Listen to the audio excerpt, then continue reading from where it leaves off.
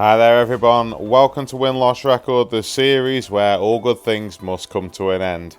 Today we are doing our last win-loss record of the season and last win-loss record for quite a while, because it's going to be going away for a little while, because at the moment I'm just not enjoying recording the Master Duel content. So we're finishing off Red Dragon Archfiend here. You can see the deck profile in front of you. Still haven't taken that Exploder Dragon Wing out and replaced it with Quibelt, but here we go. We got our last 5 duels to get through here, and we've got some doozies for you.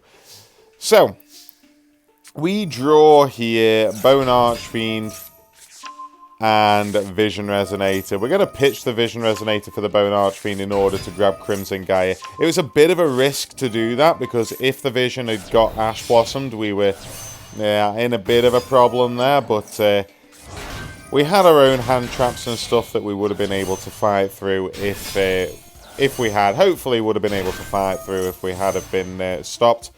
But we go into the Bisbatter and into the Hot Red Dragon Archfiend Abyss. As usual, we do have the Overloop in rotation, so we can summon out the Overloop, bring back the Red Rising Dragon, go into Bane. Bane's going to be able to tribute off the Vision Resonator, grab the Scarred Dragon Archfiend, and we can bring back the Obsessive Overloop back to the hand. So, not absolute full power with this board, but it doesn't matter anyway, because the opponent doesn't want to play the game, doesn't know what they're doing when they're playing the game. I'm not quite sure. So, we're just going to reduce those levels down, reduce that ability down to 0, and just attack over for game. So, yeah, kind of sucks that that's the first one, but there are some great duels coming up, so don't worry about that. With this next duel, the opponent has selected to go first, and they are playing Dark Magician. We've had a few Dark Magician decks in this series with Red Dragon Archfiend, so and we've managed to win, I think, all of them with Red Dragon Archfiend. The opponent just ends with Magical Circle, Rod, Pass, which is not ideal. He's going to max C, but we are going to call by that because we don't want him drawing into an Ash Blossom or anything. Red Rising Dragon is going to come out. We can bring back the Crimson Resonator, who gets Ash Blossomed, which, that sucks, but we've got the Vision Resonator in our hands, so we can just start making our plays. Going for the Crimson Gaia. Crimson Gaia is going to bring the Soul Resonator.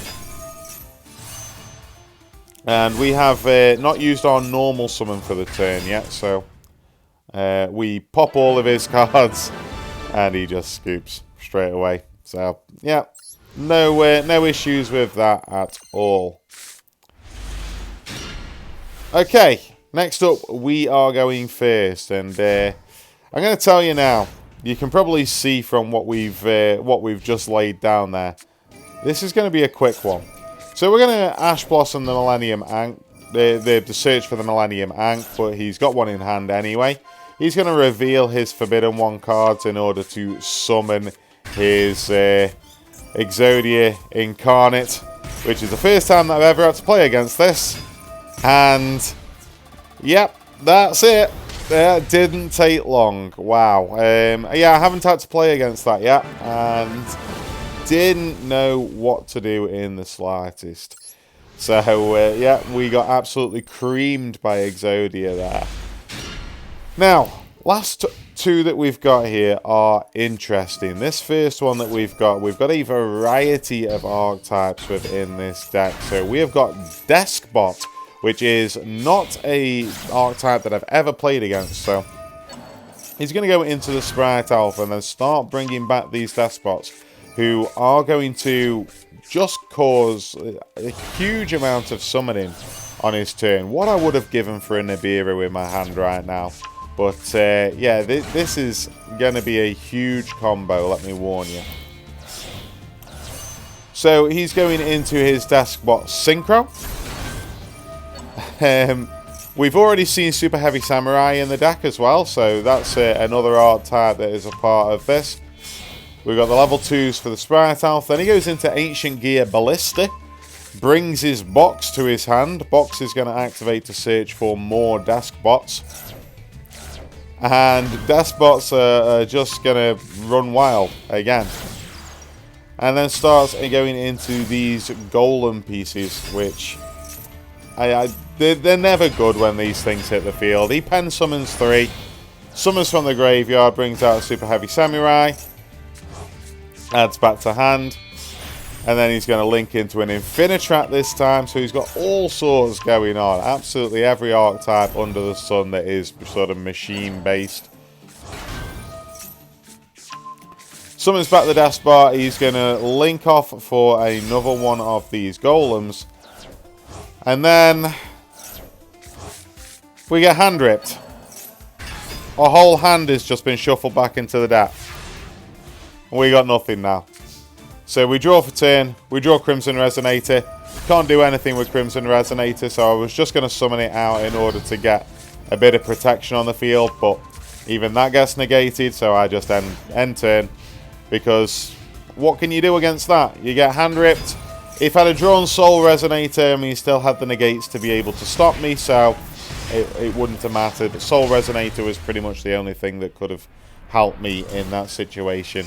But even then, it was never going to work. So, yeah, pretty destructive. Whatever it was that he just did was pretty harsh. And then we've got one last duel to go through, and we are playing against Dragon Maid. And I haven't seen Dragon Maid for a little while. So this is a Dragon Maid branded deck. So a really nice combination, branded and Dragon Maid make. We can get a good combo with a really strong end board here. So he goes into his Shio, and then he starts going into the branded plays. He summons out the Albion, which is then going to summon out the Lubalion. And then the Lubalion's going to bring out the Mirror Jade. And then he's just going to pass turn there. So, pretty strong board. But we do have a decent amount of work that we can do with our own hand here. So, going to Resonate a Call just to see, try and bait a negate out, but he doesn't fall for it. We do go for the search. We are going to use the Bone Archfiend, reduce the level, go into the Red Rising Dragon. Unfortunately, I did mess all of this up because now we've not got Crimson Resonator on the field, only with a Dark Dragon Synchro Monster. We've got the Soul Resonator sat there as well. But he does go for the negate on that, and then he's going to banish our Scar Dragon Archfiend. So we're just going to have to hope that we can get some work with our other cards here. So we place 2 back row and just pass our turn. So we do have the option of being able to summon back our Scar Dragon Archfiend that got banished, which is really nice. And that is going to make so that our Red Rain is alive. We can use Red Rain because we have the Synchro Monster on the field.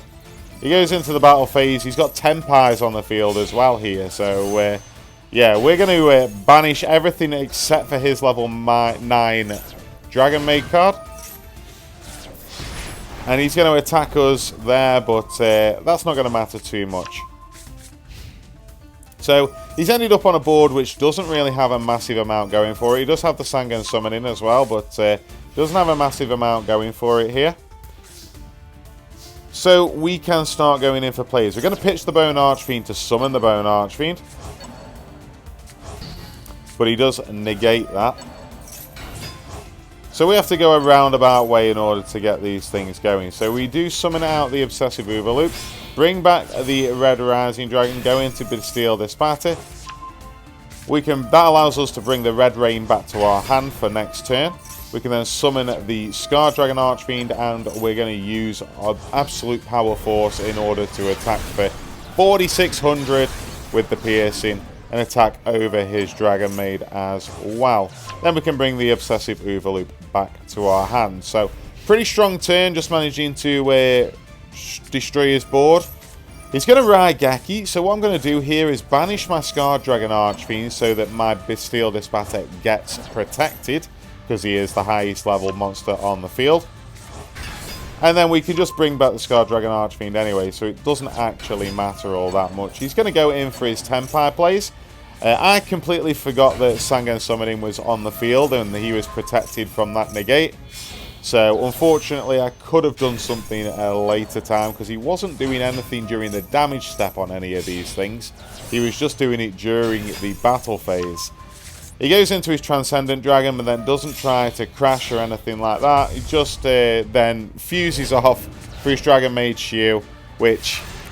is that really the best that he could have done with those Tempais? I don't think it really was. So he's going to summon back a Dragon Maid. But with that, we are going to pop him. Summons back his Dragon Maid. We're going to negate. And he scoops. So that's going to bring us to an overall record of 14-6 for this season. So Black Wings was the best deck that we used throughout win-loss record.